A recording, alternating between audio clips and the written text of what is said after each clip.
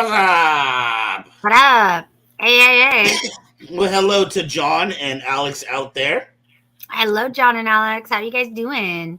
Here to cause nothing but trouble. You're always trouble, my friend. You're, We are you're... back for another show, another fabulous show. I am happy to be with you. How are you, Aubrey? I'm good. Just Has Forrest been annoying the hell out of you this week? yes.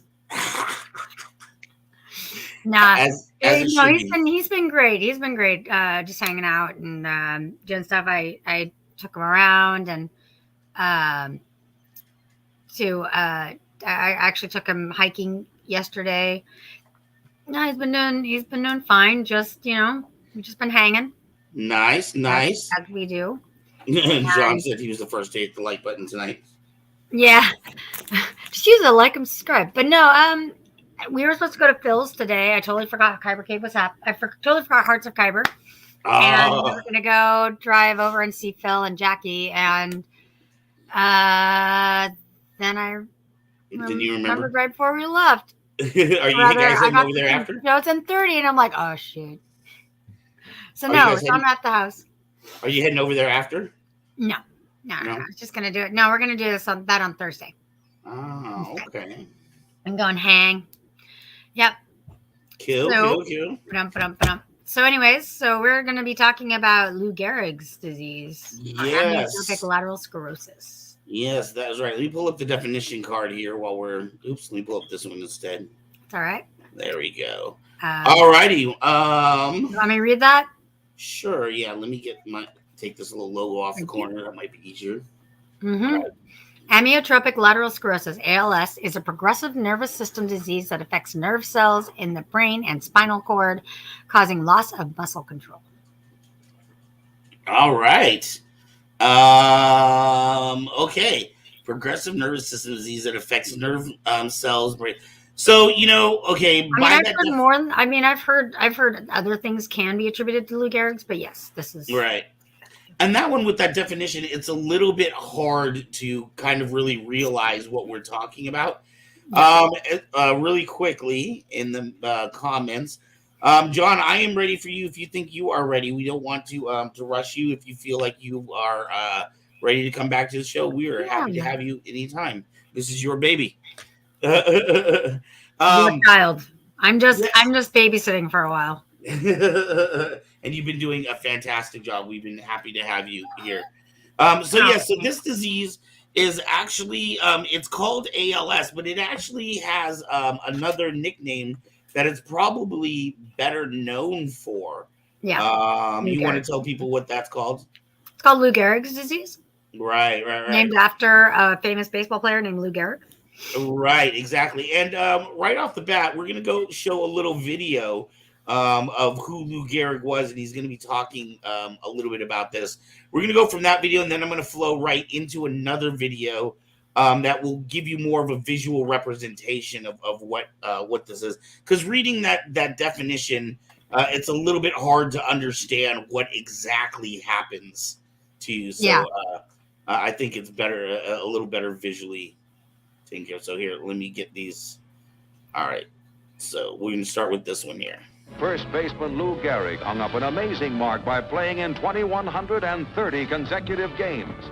Then a fatal disease attacked baseball's Iron Man. In Yankee Stadium, touched to tears by the tribute, Gehrig made his last public appearance.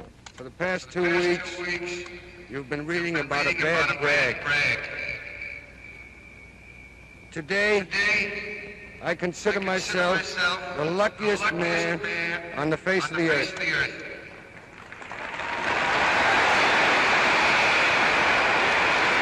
When you look around, wouldn't you consider it privilege to associate yourself with such a fine-looking man as is standing in uniform in this ballpark today?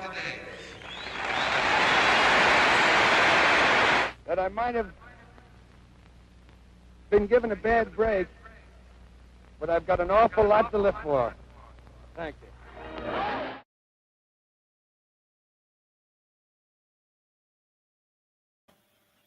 All right, I'm gonna go right into this next one.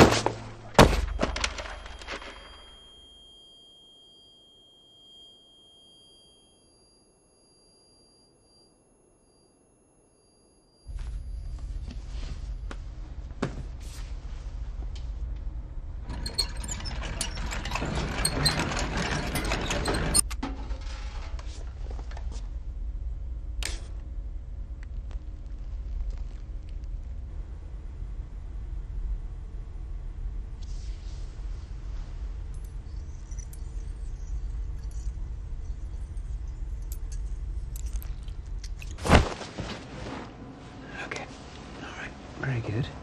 Push it as hard as you can. Push it. Push it as hard as you can. I am pushing as hard as I can. Wait, come on. 1, 2. Why won't it? Right.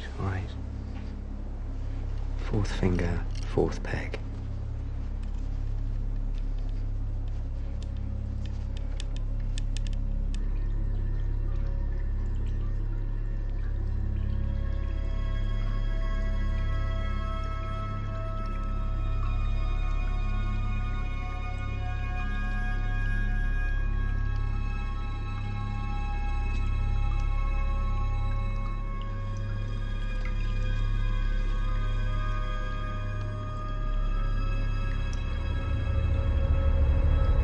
It's called motor neuron disease. It's a progressive neurological disorder that destroys the cells in the brain that control essential muscle activity, such as speaking, walking, breathing, swallowing. The signals that muscles must receive in order to move are disrupted. The result is gradual muscle decay, wasting away. Eventually, the ability to control voluntary movement is lost entirely. I'm afraid average life expectancy is 2 years. There's nothing I can do for you. What about the brain?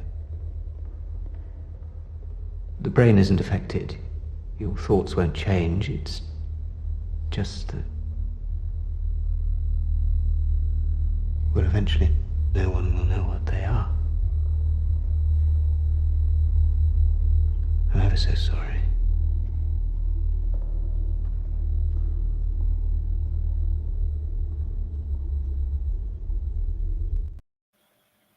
Wow. Could you imagine being left with that by a doctor and just all those thoughts you must be having? Oh yeah, I'm sure. I mean, the fact that Stephen Hawking was able to survive for such a long time after that, and not only that, but go and do incredible things, is just extraordinary. He is definitely one person that did not let the disease get the best of him, and actually, we'll see a few great examples of that tonight as well. So that was a clip from a movie called The Theory of Everything, and it is about Stephen Hawking, who many famously remember being in the wheelchair. He had just the little mouthpiece thing to help him type. But I would bet you most people don't know why he was in that wheelchair, what caused him to be in that wheelchair. Right. And it was ALS. So it basically, honestly, it's one of it kind of reminds me of the when we talked about stiff person syndrome. Mm-hmm. Yeah, It, it kind of scares me because your body slowly starts taking over and you become trapped inside this body. For me, I and deal with MS, multiple sclerosis is very similar to that too. Mm-hmm. right. I've known quite a few people who've had multiple sclerosis. All right. As far as myself, I am highly claustrophobic. Mm-hmm. And one of my longstanding like big fears or dreads is going into a coma, because I feel like that's the ultimate prison, being trapped inside your own mind, without the Mm-hmm. ability to use your body. And really, that's kind of what the later stages of this disease is. Unless it's like being in a waking coma. Right, because you Yeah. slowly lose parts of your body, and it's very slow and very gradual. So it might start with your feet, and then maybe your hands, and then maybe your back, and just like he said, eventually it'll cause you not to be able to control your breathing and your swallowing as well. Yeah, I actually I don't know that much about it, other than I know that there was a lot of talk about it when Robin Williams died, because they said he got misdiagnosed with Lou Gehrig's, and that actually was what caused him to. It was one of the things, just after that diagnosis, that was he went into a very deep depression, and they said that's why he ended his life. But it's a misdiagnosis. It was actually the beginning stages of Parkinson's, not ALS. But yeah. Speaking of which, Captain, do you remember that movie? This is totally sidetracked, but I was just like, ooh, I would love to have this as an episode, just because I would like to learn more about it. Do you remember that movie Patch Adams that Robin Williams was in? Yes. Was it Patch? No. No, it was a different movie. It was called The Awakenings.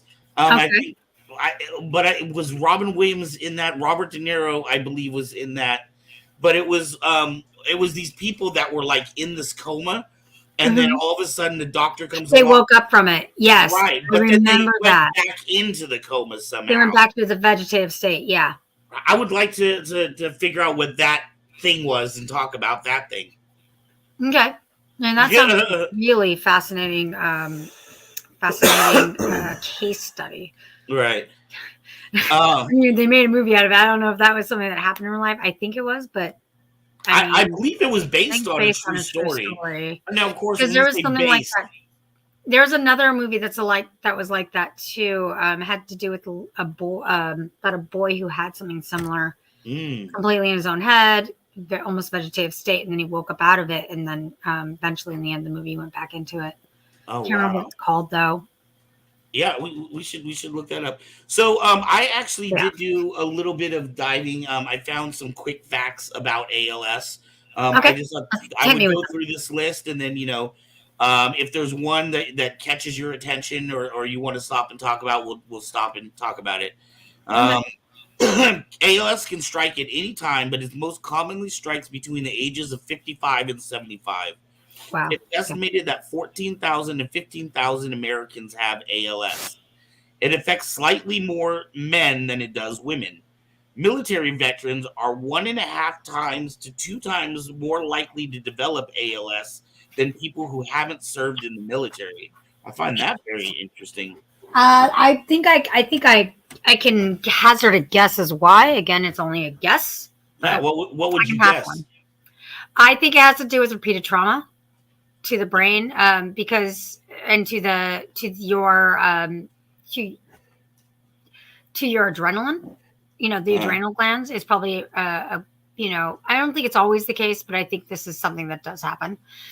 Is that it can burn out the adrenal gland and also the amygdala, and so that could also lead to a higher risk of getting ALS.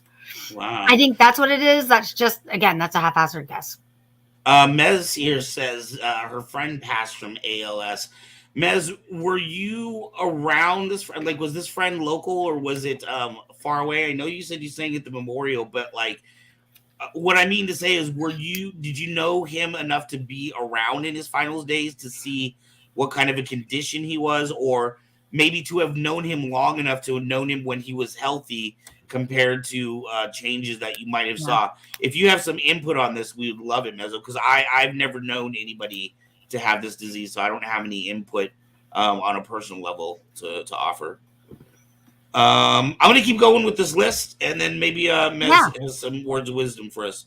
90% of ALS cases are considered sporadic, meaning there is no clear reason for the disease's development.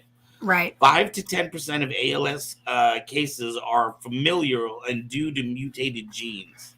Familial and due to mutated genes. That could also be the mutation of genes. Yeah, sure. Absolutely. And if you're in the military, also be around, if you can be in the military, you can also be around like carcinogens and a lot of factors that could also, chemicals like Agent Orange exposure was a big thing. I mean, usually it's cancer, but it does cause mutation of genes that do happen. And that also promotes like cell deregulation, cell growth deregulation, all that. My friend's dad had 2 bone cancers in his lymph nodes from Agent Orange exposure. So actually, not even my friend, it was my ex-fiance's father had it. So yeah. So Mez says that this person lived an hour away. She didn't see them in the final days, but saw him when he was able to walk with the cane and then the wheelchair. Then he couldn't go out at all. It is a slow, and do you remember, Mezzo, how long that process was from the time that maybe he was healthy or the healthiest you knew of him until his passing? That's got to be scary. And I've got to imagine it's not like you can say you have ALS, you have exactly 2 years. That's what, I'm sure everybody's got their own schedule and their own. Yep. It just depends on how aggressive it is. I think with, Stephen Hawking, that I think he was told that he was only going to live a short time because it seemed very progressive.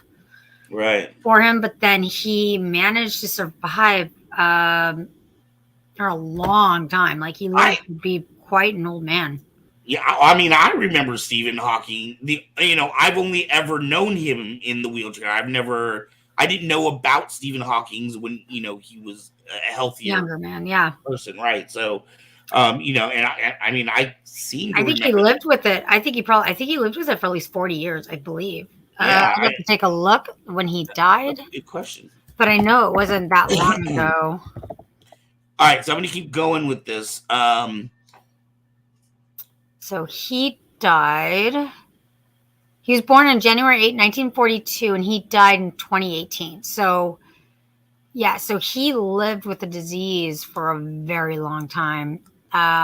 He got it. 72. Holy shit. So he was 72, and he was 21. He was diagnosed with early onset, slow progressing form of motor neuron disease, which is assigned now to Lou Gehrig's, but to ALS. But he definitely, he was so young when he died, or not died, when he was diagnosed with it. Right. Yeah, when he got it, he lived from 1963 to 2018. Like, how incredible. Well, we saw in that video he was like a college student when 21. Yeah, when those symptoms started coming on.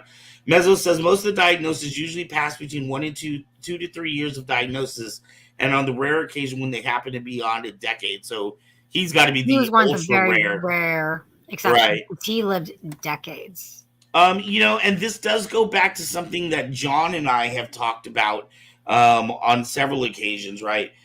Mm-hmm. When you're Celine Dion, I'm not saying that it's good to get any disease or anything to happen, but when you're a major celebrity and you have lots of money, you can afford the better health care. But there are a lot of people who are just everyday Joes like you and me that would never be able to afford health care to keep them, going on until they can find something else. You know what I mean? Right. I mean, there's a lot of things. I mean, again, he was a brilliant person. He had an amazing mind. And so I think to a degree he was able to make it. I mean, I think he was also born of middle class to wealthy parents, but he definitely, I mean, that is a testament of his will to, because he felt like he had a mission, so that's something that's pretty incredible. Right. It is absolutely incredible. I'm going to go on with a couple of more of these facts that we got here. The first symptoms of the disease often appears in either the hands or a leg and is referred to limb onset ALS. For others, the first symptoms are speech and swallowing difficulties called volar onset ALS. The spread of the symptom differs from patient to patient, but eventually all patients will lose the ability to move and breathe on their own. God, that's so scary to me. That's so scary, yeah. It not being able to breathe. You ever I remember one time my friend took me snowboarding for the first time, and I remember just I'm going down and I just bit it and just, you ever knock the wind out of yourself so hard that you think you're gonna die? You're like, oh my God, I've forgotten how to breathe. Yeah, that's happened to me a few times. Yeah, that is friggin' scary to me. Not breathing is like the equivalent to suffocating, to claustrophobia. I mean, I've gotten hurt a lot. I mean, amazingly, I've never had like a broken bone, like a real broken bone. Even I should have, with all the things I've done. That's happened. Right. Yeah, I have fallen off things and have like had the wind completely knocked out of me. I mean, it's scary. It's a very, very scary condition to have. Right. ALS does not affect mental ability. ALS patients burn calories faster than non-sufferers. As a result, they are often underweight. That is very interesting. Again, that just goes right back to it's adrenal. It feels adrenal. Feels like it's something that starts. I wonder what it is that causes them to burn more calories or burn calories faster. Well, I mean, metabolism has to do with hormone. Usually, that something that the thyroid produces. So I would imagine that is something that first attacks the thyroid, or at least is a result of something going on in the thyroid.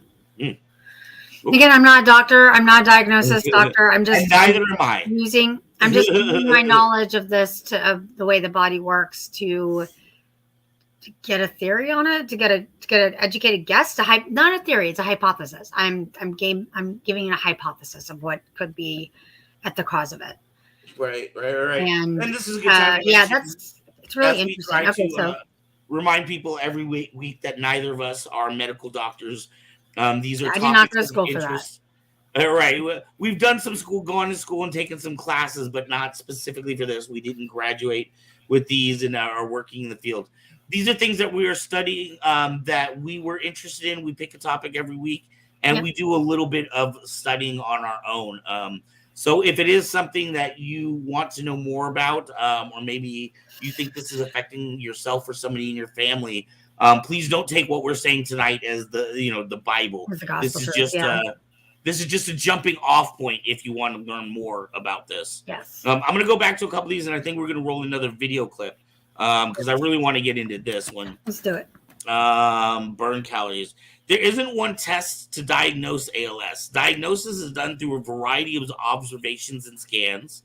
There's no known cause of ALS, but researchers think that it is a combination of genetics and environmental triggers. Researchers are studying exposure to toxic substances, you were just talking about that, diet, and physical trauma as potential causes of the disease. There is no cure or effective therapy for ALS. Patients will undergo palliative therapy to make them as comfortable as possible. The drug Rilitech, and I think this is an ad by this company, just as a disclaimer, can offer patients a few extra months as the drug has been shown to slightly reduce motor neuron damage. Interesting. Motor neuron, so that's brain and movement. Okay. Wow. I mean, this is something that even though the brain, when they talk about the brain, I'm wondering if it's not that's the whole brain that's ineffective. It actually has to do with your frontal cortex. Your frontal cortex is ineffective because that's what it controls thoughts and your dreams and all that. That's the frontal cortex. Your right. Well, I mean, obviously, Stephen Hawking was a genius, right? And he was still able to use his mental capacities. Right, but the limbic system is what is mostly affected, I believe. That's what ALS is that's what it seems to be, is affecting your spine, your nervous system, and your limbic system. Right. Because if you have a hard time breathing and swallowing, that's all part of the limbic. It's all part of the lizard brain. Same with breathing. We were actually, Mr. Fords and I were talking about, we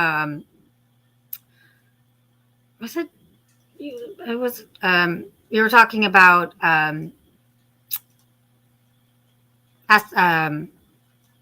my goodness, my brain is like blanking on the name now. Sorry, it has to do with memory. It's memory. Alzheimer's. We're talking about Alzheimer's. Talking about how much of a progressive, because it's similar, but it's about how it affects the memory first. Right. Which first it's attacking the amygdala first, really, and the it's amygdala. Yeah, and eventually it also goes into the limbic system, and it also does it's similar things. It makes the body, you eventually forget how to breathe.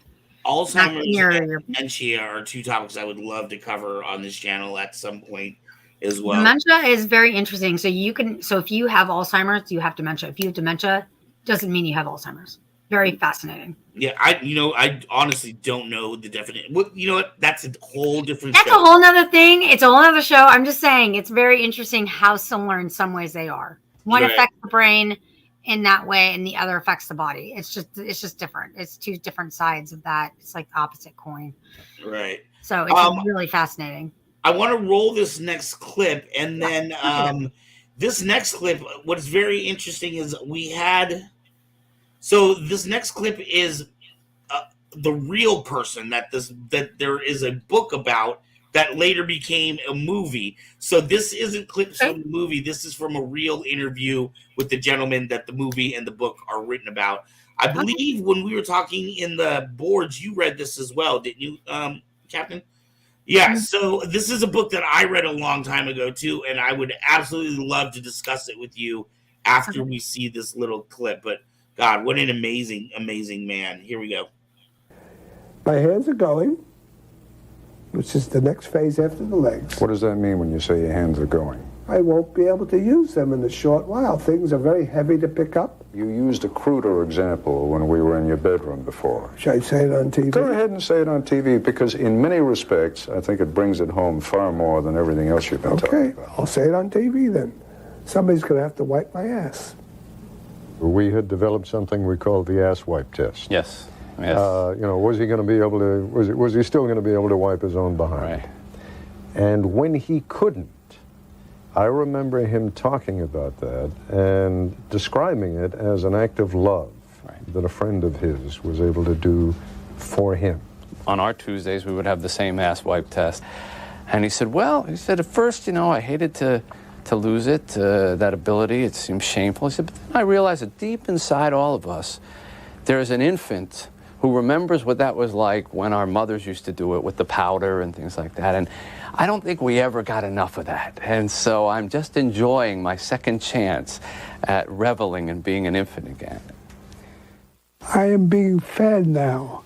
I cannot feed myself. You can't feed yourself? At all. Any meal. And when you have to go to the bathroom, you need someone... Puts me on the commode. Right. Waits there. That's how far it's gotten. How difficult has it been to adjust to that? I have no shame, because that's a cultural phenomenon that we've had built into us. My dignity comes from my inner self, and the fact that I can keep myself composed and humorous if necessary, and fully human all the time. If you can turn that level of dependency, that level of illness, that level of decay into something positive to see about life, maybe there isn't as much to fear about dying as we all think. And I only hope when my time comes, I can somehow find the courage and the perspective that he had to turn that into something positive. I could do it for myself. What an incredible just attitude. Yeah, that man was absolutely amazing. So this, I was so excited about this. My cousin, many years ago, I guess this was an Oprah. Oprah does a book club, and this was Okay. one of her her favorite picks. And so it became this national phenomenon. And it was a book called Tuesdays with Maury. And I Yes, remember, Tuesdays with Maury. Yes. Oh, what a yeah. great book. Oh, great, fantastic book. In fact, you know what, Really man? I fantastic. really need to go get that book again and open it up and read it again. I think it's been 15, almost 20 years since I've read it. Since I read it last. Yeah, I need to go back and read it. Yeah, I mean it's about, spoiler alert. It's kind of about the afterlife. So just spoiler alert. so yeah, really It's the way quickly, a you really take it. quick. It's the way you take it. I mean, it's whatever the way you take it, but it's really fantastic. A really quick synopsis for those that aren't aware of it, might get you interested in the book. It's the younger guy that you saw being interviewed, was at the time he was a college student. He later went on in life to become a sports writer. And one night he came home from an assignment, and he was flipping through TV, and he saw Dan Rather doing an interview with his old college professor. And Mhm. he remembered that this being his college professor. In fact, he used to call the professor Coach. That was his Yeah. little nickname for him. Um, Oh, and yeah. this professor, he said the thing that he remembered about him was like you'd see him in the hallways, and he'd be dancing through the hallways, and he was having Mhm. conversations with everybody, and he was just always so full of life and energy. And then so when uh when um when Mitch finds out about, sees this report, he feels that he has this urge and this, Just to go and reach to out. Mhm. reach out to him and then to call him. And after like 20 years, like when he called, and he said he was like, the first thing that Maury says to him is, "Why didn't you call me Coach?" You know what I mean? Like, he Yeah. remembered exactly, out of all the thousands of students he's Things had, we had. he remembered him. So Mitch felt like obligated to come out and not obligated, but just again felt this Felt urge to compelled. come out. Felt compelled. Compelled, Mhm. perfect word. To come out and visit him, and it started this Tuesday routine where he would fly, because they were in totally different cities. I think it was like, I don't know, like Chicago, New York, or something, like not so far, but still far enough that it wasn't just driving down the street or something like that. Yeah. Yeah. So it became this routine where every Tuesday he would fly out, and he would sit with Maury, and Maury would just kind I of need talk to to him about reread this. life. I need to reread this book. It's been such a long time since I've read it. Oh my God, Such a so long many time. words of wisdom. No, it's Um, really great. It's a really it's a fantastic book. And right. but it's been such a long time that I'm trying to remember like specific. I was reading so many books at the time. But Oh, dude, there's this one, and in fact, if you watch the movie version of this, there's this. They play out the scene, but I remember reading this in the book and like how much it was like, oh my God. But he was talking about, he had a story about a little water drop in the ocean, and he's bobbing Mhm. along and he's having a good time being water in the ocean. But then all of a sudden, this water looks, and he notices the shore is coming up, and he sees all the water crashing into the shore and being destroyed, and he starts freaking out. He's like, oh my God, we're gonna die, we're coming to the end. And then he sees this other little water bobbing along, and she's having a great time, she's just enjoying herself. And this one's like, how can you be having a good time at a time like this is, it's about the end. And what she says to him is that, what you don't understand is, you think you are a drop, but you're just part of a bigger ocean. Like, like your story is still going to go on. You were just part of a bigger woven story. You know what I mean? Yeah. I remember loving that, and how much that, made me kind of change my perspective even back then.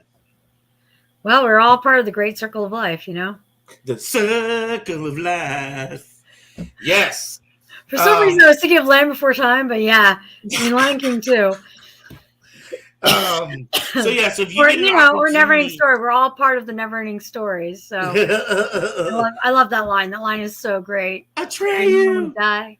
Yeah, no, it's actually from Never Ending Story too. It's one of the most poignant moments of the movie. It's when it's the memory of what Patchy is talking to his mother when she's dying. Right. Right. Ready to go. Well, I'm never gonna do it. Oh, you're coming in and out there. Your mic is coming in and out. I know. I said, she's saying, he's going, why do you have to go? And she's saying, well, not really. I'll never leave you. Your mic is still coming in and out. I don't know what happened in the last 2 minutes. I don't know either. Okay, can you hear Okay, me you sound better closer now. I don't know if is the mic no, far it's away not. from you? No, it's not. It's like right here. I don't know what's going on with it.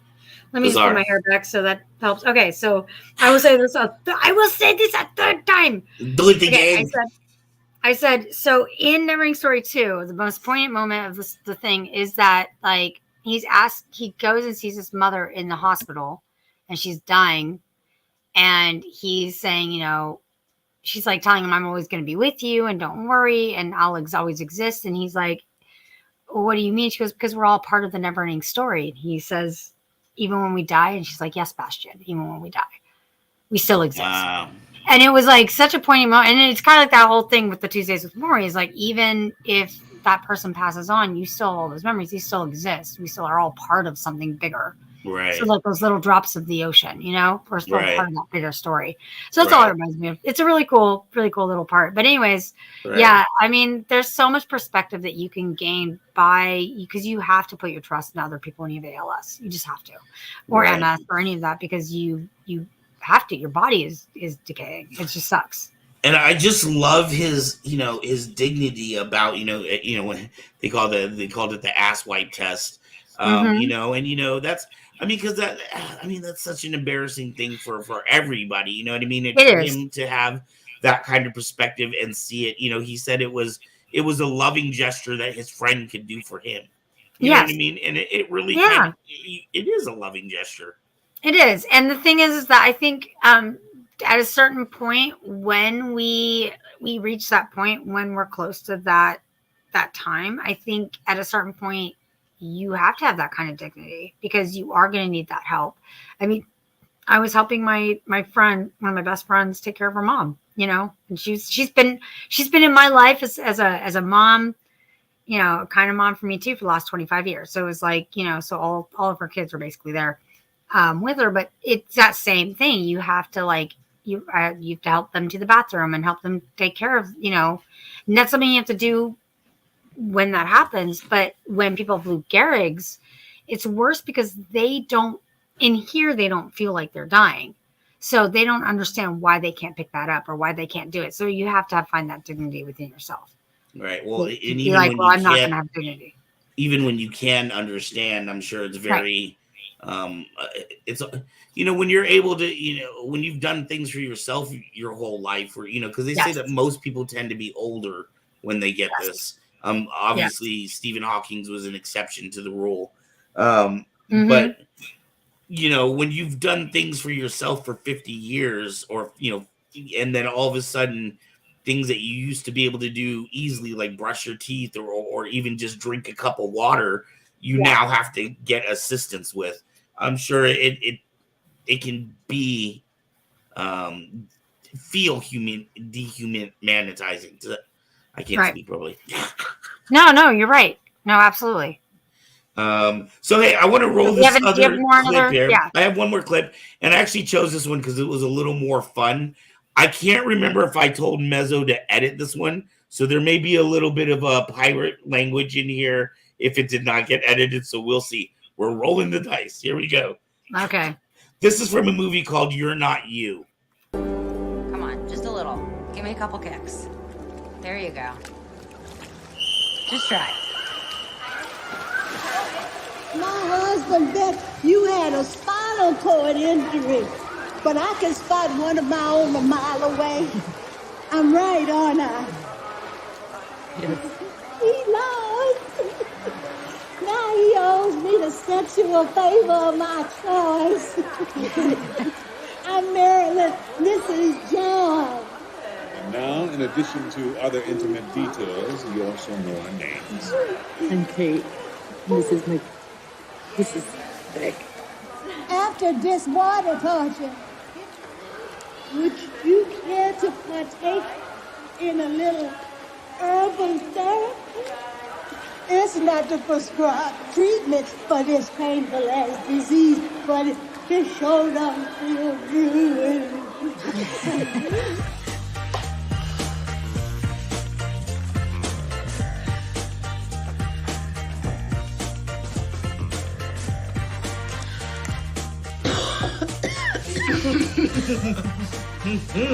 I'm a grown woman taking up pot. Did she just say taking up pot? We got ourselves a wild one here. I'm happy and I don't know why. Oh, no, you didn't. Oh, yes, I did. Ooh, the daily illness. It may take my arms, my legs, my chest, my breathing, my heart. But no matter how hard it tries, it'll never be able to take away the funk.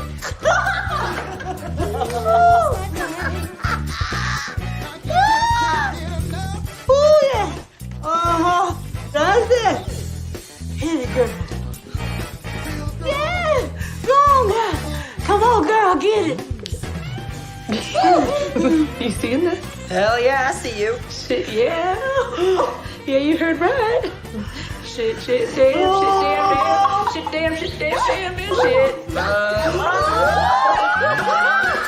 We done lost that now.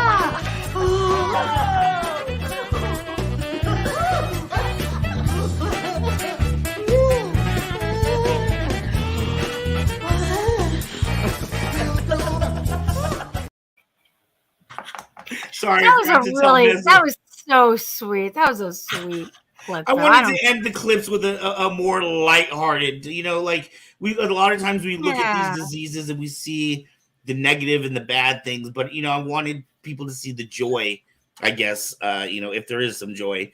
But so nice that she was doing the physical water therapy, and obviously the other lady, she said, I can recognize one of my own. And so they became friends, and I haven't seen this movie, but it looks really good, and I love the Hilary Swank's in there, and I got to see Ernie. Right. That was When's really the last cool. time you've seen him not in a Ghostbusters outfit? He was in, what movie was that in? He was a commander. Oh, I also saw him in Grace and Frankie. Okay. I love seeing him. Anytime I see him, I'm like, yeah, it's awesome. Hilary Swank just amazing. I love Hilary Swank. Anyway. Yeah, so in that movie, now I didn't get a chance to watch the whole thing through. There is a copy online, like the full on YouTube. They have the full movie there. The editing is so bad, though. Oh my god, I wanted to punch somebody in the face. I couldn't. There were some scenes, there's major, like, would be her talking, but you can only see part of her face cut off on the side. Editing was terrible. So finding a good shot. And also, like I said, I wanted to find something a little more lighthearted on that one too. But in that movie, it starts right away, like right from the beginning. She's dealing with this condition, and it has to do with her family and how she deals with work and her husband. That woman that you see is a caretaker of hers. Right. They become more than caretakers and become best friends, and obviously it's a bigger story. So yeah, good flick if you get a chance to watch that. That is, I'll have to watch it sometime. Yeah, sounds great. Right. So I like how she said this disease may take my body, but it'll never take the funk. I love that. That was awesome. It was I'm thirsty for some reason. I don't know. Give me a second. And that's what shows do to you.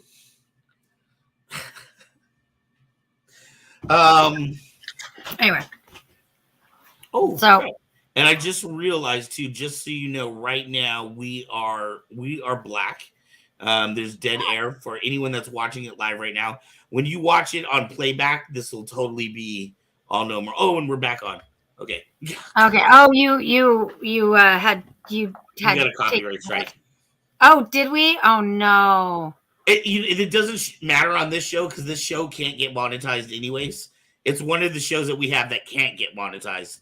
Because when of you the get a format. copyright strike, isn't that a strike against the channel itself, though? No. It just Okay. means that, if you can't make money from it, basically. Oh yeah, I mean that's fine. Yeah, We're not I'm not sure. all right. Anyway, so ALS is it's a very tragic disease. Right. Like I said, Yeah. it is a slow moving car crash. Yeah. And it is one that well, I mean, obviously you can see it affected Lou Gehrig, who was a famous baseball player, Stephen Hawking, who was a famous mathematician. So it doesn't discriminate by any means. It can attack anybody. I mean, and it says seemingly out of nowhere. Though it is interesting, as you said, 1.5 more times military veterans often are more likely to have it than other people. That's really fascinating. Right. Yeah, and then there was another line about something about chemicals or exposure to different chemicals. Exposure to harsh chemicals. Yep. So I found that fascinating as well. So, yeah. Well, there is if ALS is something that you or someone is suffering from, or just somebody is suffering from in general, really the only thing, there is no unfortunately there is no treatment. There is nothing that they can do that will reverse any of the syndromes. Hopefully with gene therapy, hopefully that might be a start, though, to getting things like ALS a possible treatment, because gene therapy, they're showing more and more results that it's able to actually help. Yeah, in fact, I was telling Jon I would love to do an episode of this, even though it's not a medical condition. I would love to do an episode of HOK on the CRISPR, the gene editing device that they're using. It's got I guess it's called the CRISPR. That's the interesting. Yeah. But I think it's going to, I think it's going to change a lot of how we look at diseases and everything too, especially, mutations and genes. Right. Well, and that's the thing that it comes down to with this CRISPR is, there's a lot of ethical questions that go along with it, because you can literally edit the DNA to get a child that is 6'2", blonde. Yep. You can you can have them all be clones of each other. You know what I mean? Like, I mean, I wouldn't do that, but yeah. Right. Well, that's what I'm saying. But I can see the ethical. I can see the ethic question. I actually read a book that talks about that. It was a futuristic book, and it talked about the gene, that kind of gene therapy sort of thing. And the main character, she purchases this android, and they end up she ends up falling in love with him. It was a him, and it's called My Silver-Eyed Lover or something like that. And it's a really great book. I read it as a teenager. It's a science fiction book, but it talks about the gene therapy. But this is way before we even know what gene therapy is. Talks about that, about choosing, which DNA, to choose your eye color and your hair color, or your eye color and hair color. Well, that's part of the ethical debate is if you had the ability to get rid of Down syndrome, if you had the ability to get rid of autism or something like that, by learning how to edit the DNA, should we do that, or is that just a different type of person? Do you know what I'm saying? Is that a disease, or is that just a different person?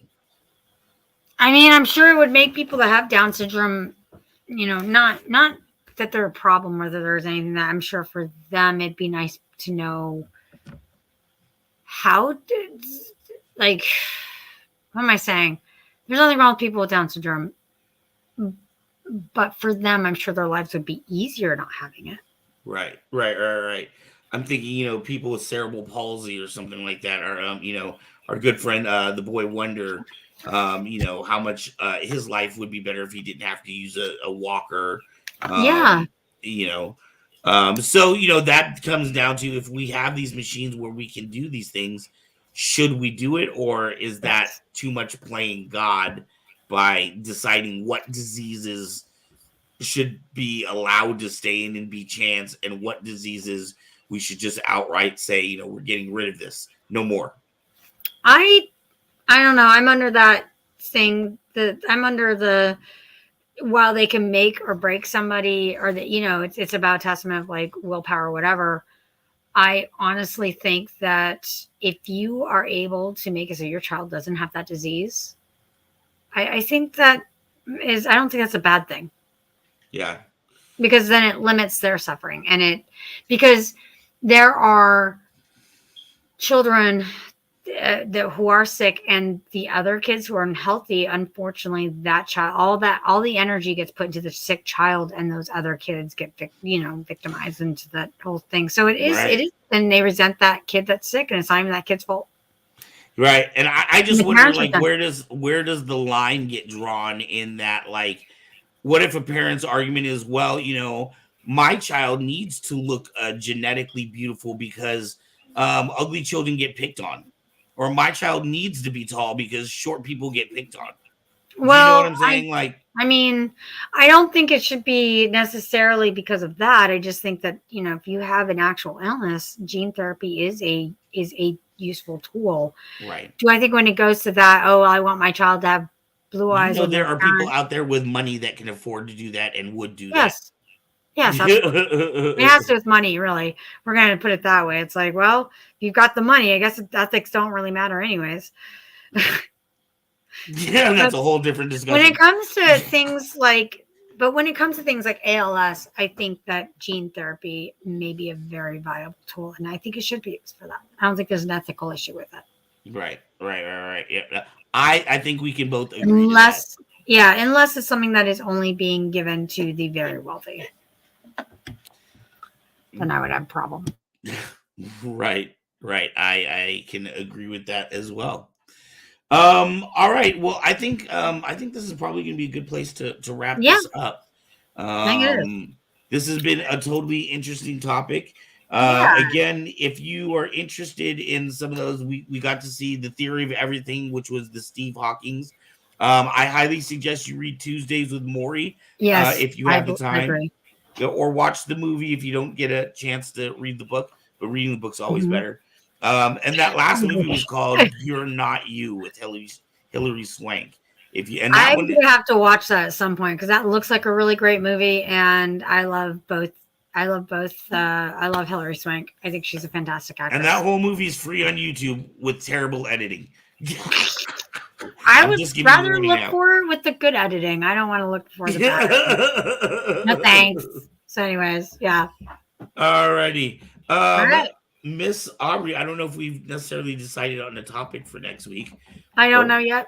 I'm sure we will. And I think, though, we were talking about some stuff at the beginning of the show, but I can't even remember. Yeah. It seems like Jon might be back next week. Oh, yeah. That's right. We will talk about it in the So we'll talk about that in chat, but maybe we'll all do a show together. I can always do as a last guest host show. I don't know. We'll do you just in general how is let's see. Yeah, we'll talk to Jon because I don't know if we'll be moving back to Wednesdays. Yeah. Or if we stay on Tuesdays. We'll figure out what's best for Jon. I know we were doing the reason we are at this time slot or was at the Wednesday at 5 was because he is on the East Coast, so it's 8:00 at night when we start this show. Yes. Yeah, but I can't get in earlier because I don't get off work until like 4:15. Right. Absolutely. Hey, Tom. How you doing? Oh man, I'm totally missing comments. Hey, Thomas. Hey, Thomas. Wow. Thank you. I wish we had more of your opinions. Yeah, but I'm so happy you hopped in and said hello, and I think that's great. So we will be back next week. I cannot tell you offhand. If you don't, I'll tell you this. If you don't see us on Tuesday, we'll be here on Wednesday. Absolutely. So next week we'll be back either on Tuesday or Wednesday. possibly with the captain, or back with Jon, or possibly with all three, both, and with Robin. Dun, dun, dun. It'll be like a party There'll up be in here. I know, be getting partied up in here. I don't even know what I was saying. Anyway, Make sure we have programming 7 days a week. The captain is on multiple shows. How many? Tell people what shows you do. I've been guest hosting on this one. I usually do Wednesday mornings with Mets. That's gaming. That's the gaming, and then I do Thursday night live gaming with Mr. Fours and Graveyard. I do after Kyber Cave After Dark. I do sometimes I'm on Saturday morning Nerd Out. Now I do Retro Alcove on sometimes. We're supposed to go back to doing Lord of the Rings, and I do 2 Queens and a Fours. So I'm on at least 7. You do more shows than I do. And I do the uploads. Yeah, and I do the uploads with Mr. Fours, like The Last of Us, and we'll be doing more. But yeah, that's basically, and then we're going to be doing the New Order, which we'll be doing. Yes. Which I'm super excited about. I need to get to really getting all the finishing touches done on the show, but we're getting there. It's progressing. It's just we just gotta get it out and get it going. But I'm super excited for it. It's a role-playing book that I've been working on for the last long time. For the last 7 years, 8 years. And I'm really excited that we're gonna premiere it on this channel. So I will be excited to watch that. That is something that has been kind of gaming. It will happen. Has been in my head for this channel for a while, and then when you brought that up, and then I know you have experience from past experience from other shows doing gaming, so I'm excited to see what you bring to the table. Literally, bring to the table. I'm really excited. I can't wait. I still have to work with Mets, and I have to work out a lot of the details, how to get the camera stuff, and whether we're going to do it through Roll20 or what we're going to do for the storytelling aspects, just so that the story can be told in an interesting way.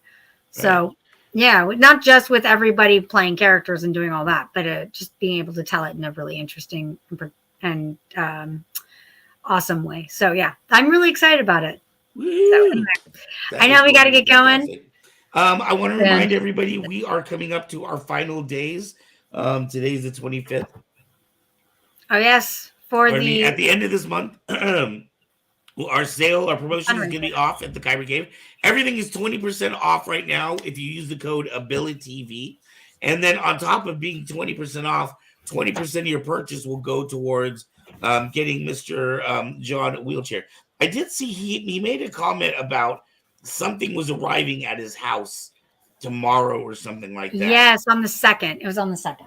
Okay, but I didn't know what exactly it was. Like, I don't know if that's the brand new. Oh, I have a new ATP coming to my home, 5 2. ATP, yeah, I don't know if that means a new wheelchair or. Yes. But if so, I think it's parts still, the money that we have raised, we can use towards the hand crank things for him. So make sure to check it out. We just got a brand new catalog from our company last night. So within the next week or so, we will be updating our website with brand new sabers, ones that you've been waiting for a while. I still want to see what the captain looks like. The captain. It is there. It's on the website. All you can do is check out the website. I'll check out the website. What is the website? KyberCave.com. I wasn't saying that for me. I'm saying this for the viewers. Arc. Jeez. KyberCave.com. Make sure you come over to KyberCave.com. Don't forget your AbiliTV. Put in the promo code. Yeah. Anyways, yeah. So yeah, there is a saber called the Captain on there. There is a saber called the Captain. Actually, there are sabers. There's sabers named after most of the hosts on this channel. There's not an Arc. There is a Mez. There's a Mez. There's not a Frey.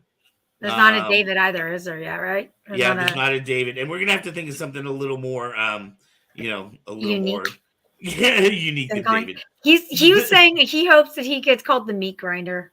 The meat I don't know grinder? what the meat grinder. Wow. Well, I know. I know. It's funny. And on that note, thank On you that for note. tuning into Hearts of Kyber.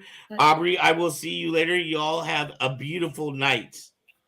You too. Bye. Peace. Oh, let me get this. There we go.